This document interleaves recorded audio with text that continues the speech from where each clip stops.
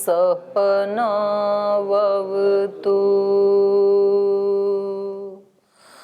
सहनौ भुनक्तु सह वीर्यं करवावहै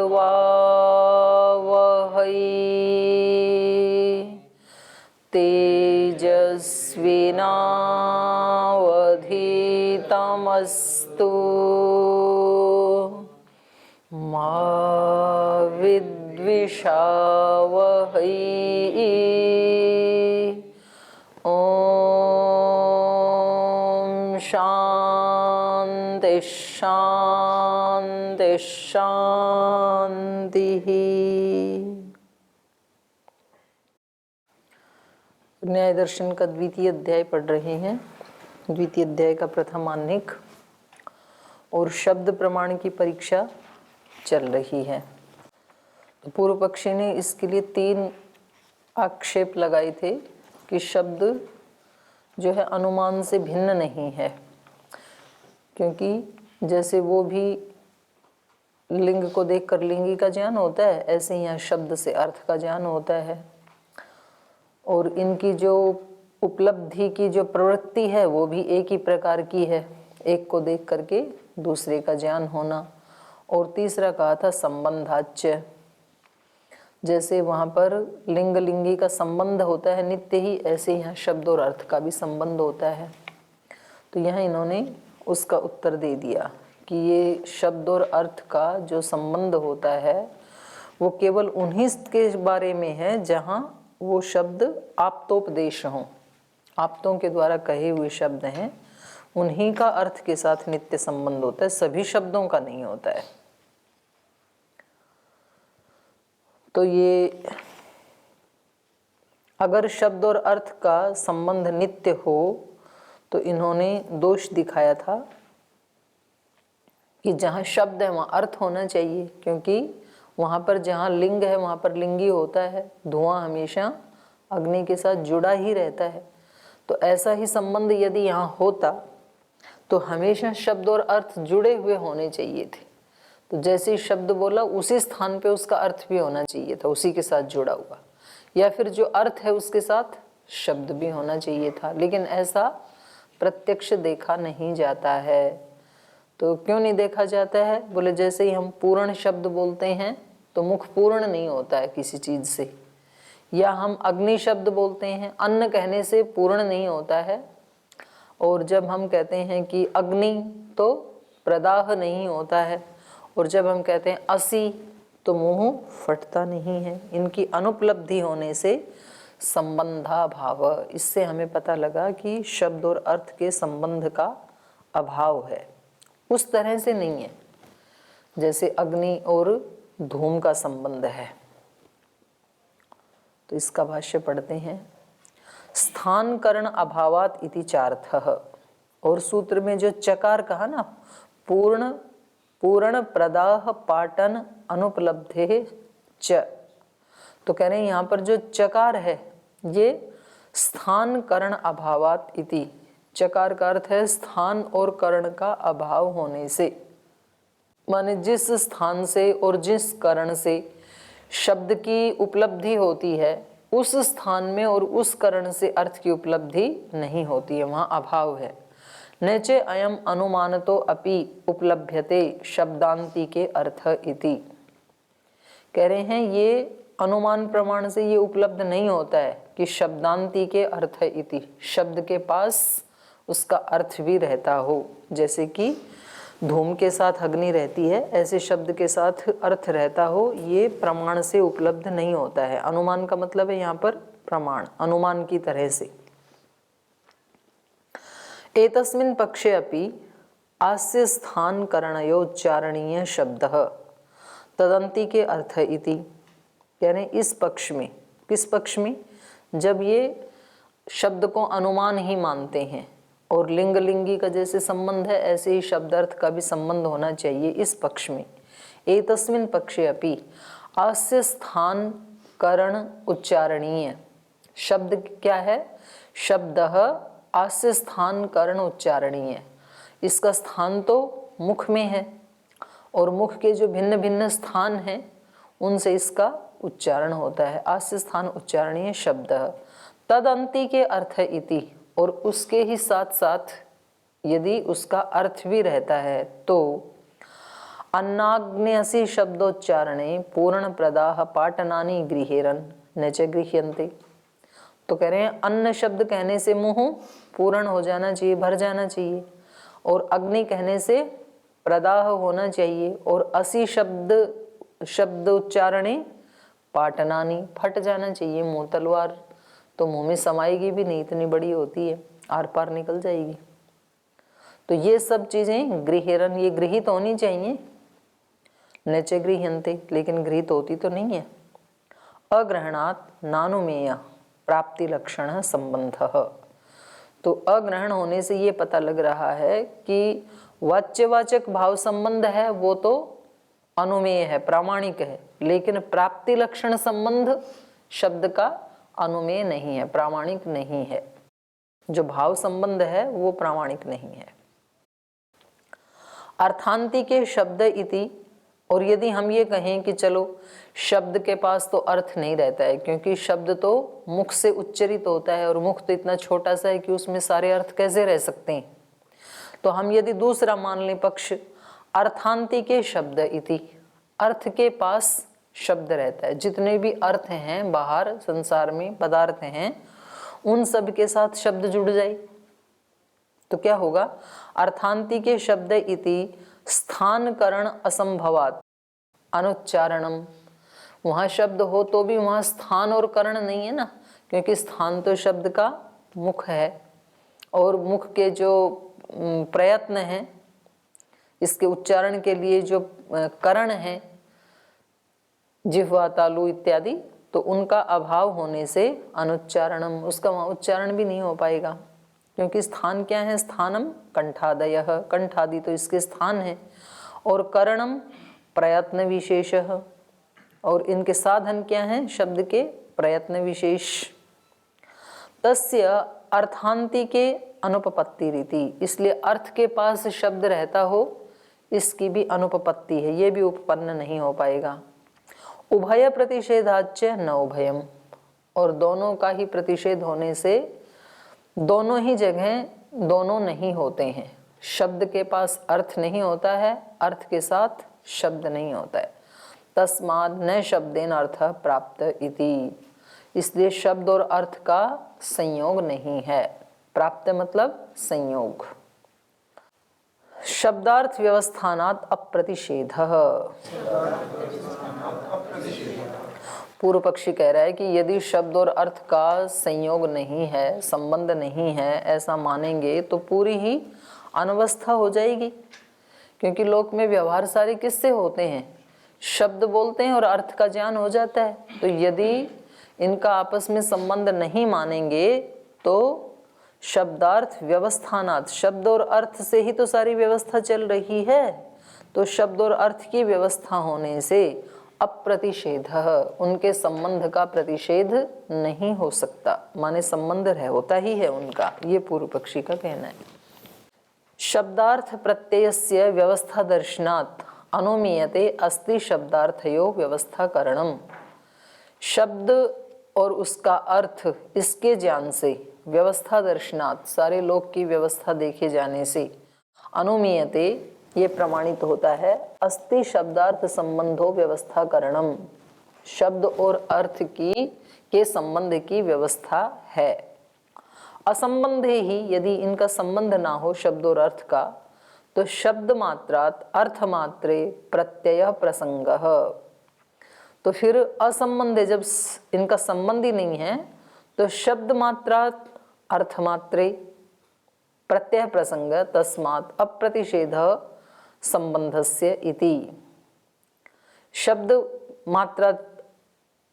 मात्र से अर्थ मात्रे प्रत्यय प्रसंग, अर्थ मात्र का प्रत्यय प्रसंग फिर नहीं होना चाहिए, माने इस शब्द का ये अर्थ होगा ऐसा फिर कोई निश्चितता तो है नहीं। जब संबंध नहीं है तो किसी भी शब्द से कोई भी अर्थ समझ में आ जाएगा फिर तो शब्द मात्रात अर्थ मात्रे, शब्द मात्र से अर्थ मात्र की प्रतीति होने लगेगी, किसी भी शब्द से किसी भी अर्थ की प्रतीति होने लगेगी।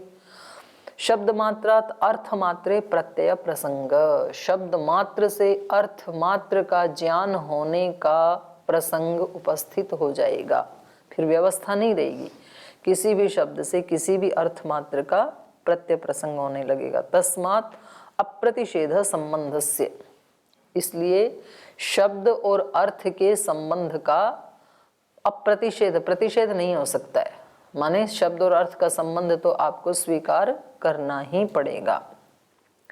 अत्र समाधि, तो प्रश्न तो इसका भी ठीक है, तो अब इसका समाधान कर रहे हैं सिद्धांती।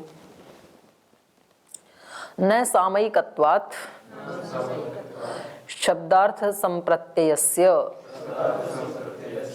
करें न, ये कोई दोष नहीं आएगा, शब्द और अर्थ का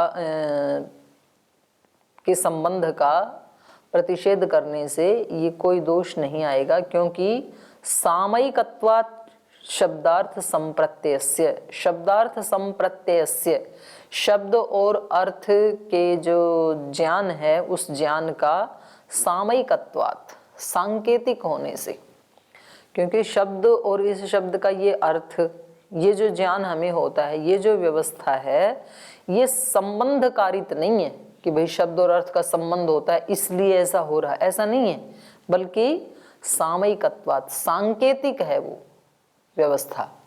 संकेत से हमें बता दिया कि इस शब्द का ये अर्थ होगा, ये हमें बचपन में बता दिया, हमारे बुजुर्गों ने बता दिया कि भाई ये जो प्राणी खड़ा है इसका नाम गाय है, और बच्चे ने समझ लिया बस उस संकेत से। अब वो जिंदगी भर उस प्राणी को देखेगा कहीं भी किसी भी देश में तो पहचान लेगा कि ये गाय है। तो ये इस शब्द के साथ उस अर्थ का संबंध नहीं जुड़ा हुआ था, जैसे गो शब्द बोल दिया और गाय कभी दिखाई नहीं बच्चे को, तो फिर उसको कभी भी अर्थ का प्रत्यय नहीं होगा। तो ये जो अर्थ का प्रत्यय हो रहा है ना, शब्दार्थ संप्रत्यय, ये किससे होता है? सांकेतिक, सामयिकत्वात्।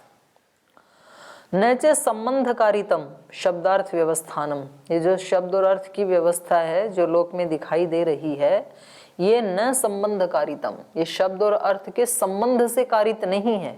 किम तर्हि, तो किससे कारित है?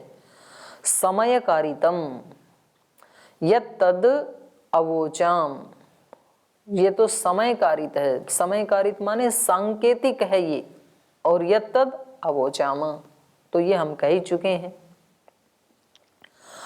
क्या कह चुके हैं? अस्य इदम इति षष्ठी विशिष्टस्य वाक्यस्य अर्थ विशेषो अनुज्ञातः, तो पहले भी कहा था ना, षष्ठी विशिष्ट से जो शब्द और अर्थ की व्यवस्था कही जाती है, वाक्यस्य अर्थ विशेष, किसी शब्द या किसी वाक्य का जो अर्थ विशेष है वो तो अनुज्ञात है, वो संबंध तो स्वीकार्य माना गया है, और वो क्या है? आप्तोपदेश है वो तो उसको तो हम स्वीकार करते हैं, शब्द और अर्थ के संबंध को।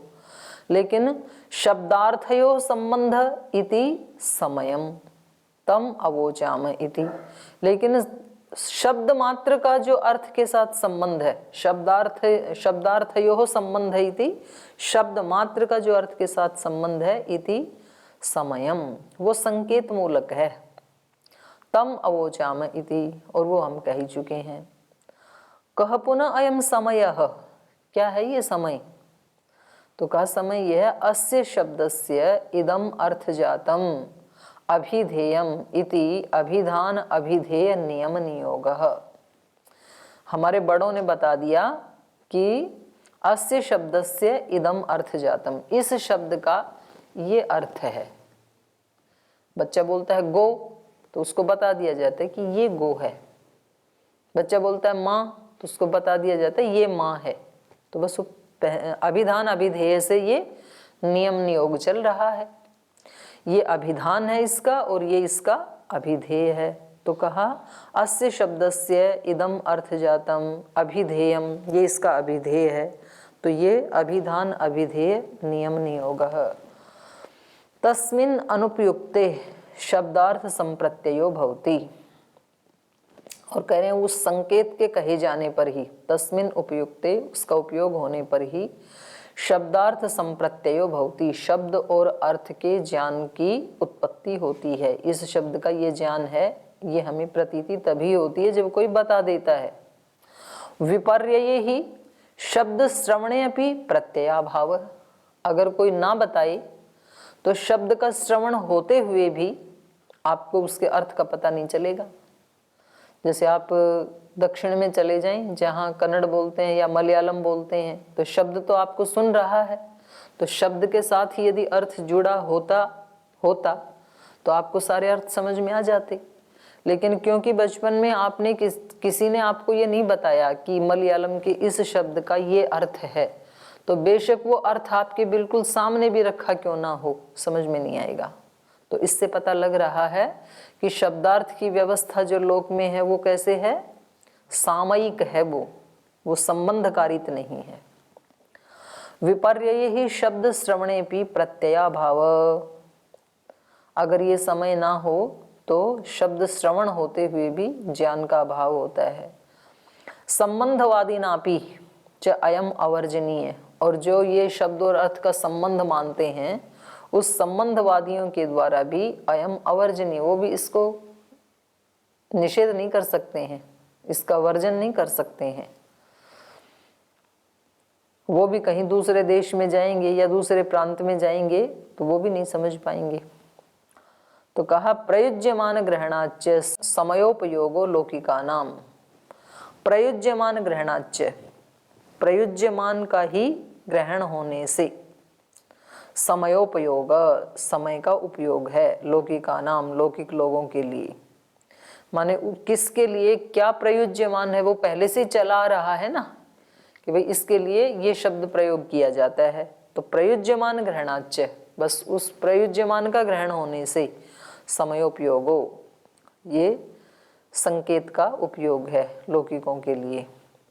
समय पालनार्थम च इदम पद लक्षणाया वाचो अन्वाख्यानम व्याकरणम, और कह रहे हैं इस समय के पालन के लिए ही, समय मतलब सांकेतिक जो परंपरा है, इसके पालन के लिए ही पद लक्षणाया, पद लक्षण है जिसका, ऐसे वाच अन्वाख्यानम, वाणी मतलब शब्द मात्र का अन्व्याख्यान किया है व्याकरण के रूप में। क्योंकि महर्षि पाणिनि जी भी पहले घूमे पूरे देश में, और किस अर्थ के लिए कौन सा शब्द प्रयोग किया जाता है इसको जाना उन्होंने, और फिर उन्होंने व्याकरण की रचना की। तो कह रहे हैं इसी के लिए समय पालनार्थम, इसी सांकेतिक व्यवस्था के रक्षा के लिए, पालन के लिए पद लक्षण वाले शब्द शास्त्र व्याकरण की रचना हुई, वाचो अन्वाख्यानम, महर्षि पाणिनि के द्वारा। और वाक्य लक्षणाया वाचो अर्थो लक्षणम, और उसी के लिए वाक्य लक्षण वाला जो ग्रंथ है अर्थात पूर्व मीमांसा, उसकी रचना हुई, वाचो अर्थो लक्षणम। पद समूहो वाक्यम अर्थ परिसमाप्तौ इति, और जो पदों का समूह है उसकी वाक्य में समाप्ति होती है, और उस वाक्य की अर्थ परिसमाप्तौ इति, अर्थ में समाप्ति हो जाती है। जब हम पूरा एक वाक्य बोल देते हैं तो वो किसी अर्थ को समुपस्थित कर देता है हमारे सामने। तो ये सब क्या है, सामयिक है, ये सांकेतिक है। तद एवं प्राप्ति लक्षणस्य शब्दार्थ संबंधस्य अर्थ तुषोपि अनुमान हेतु न भवति इति। तो इस प्रकार से प्राप्ति लक्षणस्य, षष्ठी निर्दिष्ट जो हैं उनका तो हम मानते हैं संबंध नित्य, जो आप्त वचन है, लेकिन जो प्राप्ति लक्षण शब्दार्थ संबंध है, जो भाव संबंध है, उसमें तो, उसके अर्थ में तो तुषोपि माने एक अंश का भी अनुमान हेतुर न भवति, अनुमान प्रमाण उसका हेतु नहीं होता है। जैसे अनुमान प्रमाण में लिंग लिंगी का संबंध होता है, ऐसे ये प्राप्ति लक्षण संबंध में तो शब्द और अर्थ का एक अंश भी ऐसे जुड़ा हुआ नहीं होता है, बिल्कुल भी जुड़ा हुआ नहीं होता है। तो ये तो सारा किससे चलता है, सांकेतिक ही चलता है। और ये अलग अलग समाज में अलग अलग होते हैं, ये भी सांकेतिक भी। अब आप पंजाब में जाएंगे तो काका शब्द का अर्थ क्या है? नहीं, छोटा बच्चा। काका मतलब छोटा बच्चा। और आप महाराष्ट्र में जाएंगे तो काका मतलब पिता का छोटा भाई। महाराष्ट्र में, गुजरात में, हरियाणा में तो वहाँ काका का अर्थ दूसरा हो गया। तो वो हमारे एक स्वामी जी के साथ रहा करता पहले, क्या नाम था उसका, मोटा सा था, भरत या, बोल जी मुसीबत होगी, पंजाब में जाते हैं वहाँ काका बोले तो छोटा सा बच्चा आता है, महाराष्ट्र में शिविर में जाए काका बोले तो बड़ा सा आता है। तो पता नहीं, हमें तो बावला सा ही था बेचारा। जैसे उत्तर भारत में ताई बोले तो ताई, माँ पिता के बड़े भाई की पत्नी, उसको ताई बोलते हैं उत्तर भारत में। और महाराष्ट्र में जाएंगे तो बड़ी दीदी को बोलते हैं ताई। और कर्नाटक में जाएंगे तो माँ को बोलते हैं, कन्नड़ में ताई मतलब माँ। अर्थ लगभग एक जैसा ही है। तायरी संतान पालनयो, ताई वो है जो संतानों की पालना करती है, तो माँ भी करती है। और ज्वाइंट फैमिली थे तो बड़ी माँ भी पालना करती है, और सिंगल परिवार है तो दीदी भी पालना करती है छोटे भाई बहनों की। तो लगभग ठीक है अर्थ, लेकिन अलग अलग समाज में जाके अलग अलग अर्थ होते हैं। तो वो किससे पता लगेगा? संकेत से ही पता लगेगा। वो शब्द और अर्थ का नित्य संबंध नहीं है, सुनिश्चित संबंध नहीं है, जैसे अग्नि और धूम का है। और अगला समाधान दिया, जाति विशेषे चानियमात। और कह रहे हैं यदि ये नहीं मानेंगे ना तो जाति विशेष में भी अनियम होने लगेगा। जाति विशेष में अनियम कैसे होगा? सामयिक शब्दार्थ संप्रत्ययो न स्वाभाविक। कह रहे शब्द और अर्थ का जो संप्रत्यय है, जो ज्ञान है, वो न सामयिक स्वाभाविक है। यदि आप कहो कि वो सामयिक नहीं है, स्वाभाविक है, तो फिर क्या होगा? ऋषि आर्य मलेच्छा नाम यथा कामम शब्द विनियोगो अर्थ प्रत्यायनाय प्रवर्तते। तो कह रहे हैं कि ये जो अलग अलग लोग हैं ना, ऋषि, आर्य, मलेच्छ, ये अलग अलग अर्थ के लिए अलग अलग शब्दों का प्रयोग करते हैं। तो ये नहीं हो पाएगा। यथा कामम, जैसे जैसा उस समाज में वो चाहते हैं तो वो क्या करते हैं? शब्द विनियोग अर्थ प्रत्यायनाय, शब्दों का विनियोग कर लेते हैं अर्थ को जानने के लिए। तो आर्य लोग उस शब्द को जानने के लिए किसी शिष्ट शब्द का प्रयोग करते हैं, मलेच्छ हैं वो किसी अन्य शब्द का प्रयोग करते हैं। तो ये तो मतलब आपको थोड़ी थोड़ी देर में ही भाषा का वो मिल जाएगा उसी अर्थ के लिए। जैसे शहर और गांव की भाषा में ही अंतर मिल जाएगा आपको, एक ही भाषा में, हिंदी में ही आपको बहुत सारे वैरायटीज मिल जाएंगी, कन्नड़ में भी मिलेंगी, मराठी में भी मिलेंगी। तो इसलिए कहा आर्यों के जो शब्दों का चयन होता है वो अलग होता है, म्लेच्छों का अलग होता है। यथा कामम शब्द विनियोगो अर्थ प्रत्यायनाय प्रवर्तते स्वाभाविके ही शब्दार्थस्य प्रत्यायकत्वे यथा कामम न स्यात्। यदि ये संबंध स्वाभाविक होता, जैसे अग्नि और धूम का संबंध स्वाभाविक है तो उसमें कोई चेंज नहीं कर सकता है, ऐसा ही संबंध यदि शब्द और अर्थ का होता, स्वाभाविके ही शब्दस्य अर्थ प्रत्यायकत्वे यथा कामम न स्यात्, फिर उसमें वो यथा काम वाली बात नहीं आएगी कि जो जैसा चाहे जो समाज वो उसके लिए उन शब्दों का प्रयोग कर ले। जैसे कि मैंने अभी बताया आपको 2-3 शब्दों का, तो ये फिर स्वतंत्रता नहीं हो सकती है। यथा जैसे तैजसस्य प्रकाशस्य रूप प्रत्यय हेतुत्वम न जाति विशेषे व्यभिचरति इति। जैसे तेजस शब्द है, तेजस का मतलब तेजसस्य माने प्रकाशस्य, प्रकाश का।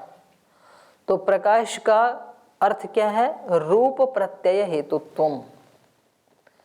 रूप को दिखाने में प्रकाश का जो हेतुत्व है ये क्या है? ये नित्य संबंध है। रूप जब भी दिखेगा प्रकाश उसमें हेतु बनेगा। तो इसका कोई भी आर्य म्लेच्छ ये इसका खंडन नहीं कर सकते हैं, इसमें कोई भी इनके पास ऑप्शन नहीं है। तैजसस्य प्रकाशस्य रूप प्रत्यय हेतुत्वम न जाति विशेष व्यभिचरती, किसी जाति विशेष में इसका व्यभिचार नहीं होगा। आर्यों के लिए भी रूप की अभिव्यक्ति तेज से ही होगी, प्रकाश से ही होगी, म्लेच्छों के लिए भी प्रकाश से ही होगी, क्योंकि वो नित्य संबंध है। रूप की अभिव्यक्ति का हेतु हमेशा प्रकाश ही होगा, चाहे वो प्रकाश दिए का हो, चाहे वो सूर्य का हो, चाहे वो टॉर्च का हो, कोई भी क्यों ना हो। तो इस तरह से यदि शब्द और अर्थ का नित्य संबंध होता तो फिर ये सामयिक संकेत के लिए और यथाकाम के लिए कोई अवसर नहीं होता फिर। लेकिन देखते तो हैं हम सब समाजों में अलग अलग शब्दों के लिए अलग अलग अर्थ हैं, या अलग अलग अर्थों के लिए अलग अलग शब्द उन्होंने चुने हुए हैं। तो इससे पता लगता है कि केवल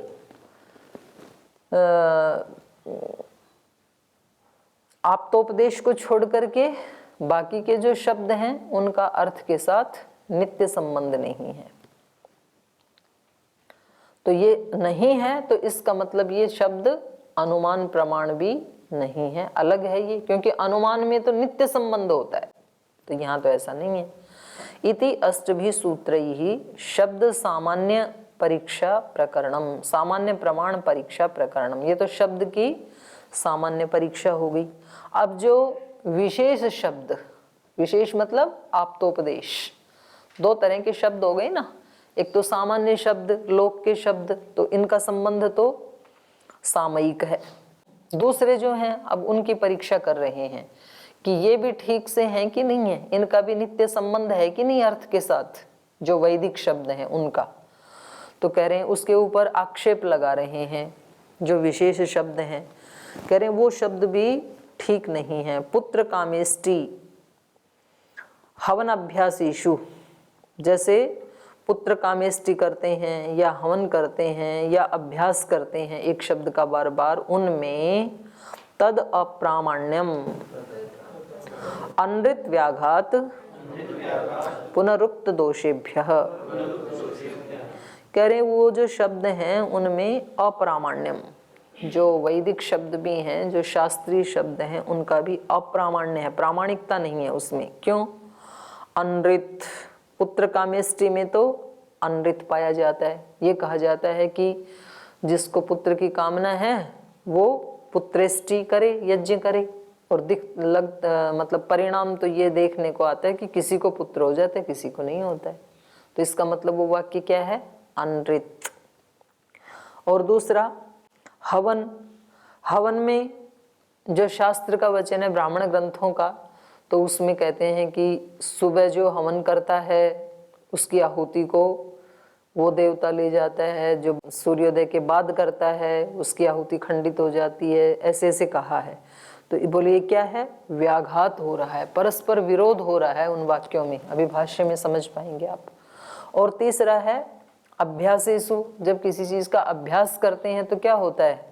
बार बार उस शब्द का उच्चारण करते हैं ना, जैसे आप अष्टाध्यायी याद करते हैं तो एक ही शब्द को वृद्धिरादैच वृद्धिरादैच वृद्धिरादैच, इसको हम अभ्यास कहते हैं। तो ये क्या हो गया? पुनरुक्ति हो गया ये तो पुनरुक्ति तो दोष माना जाता है।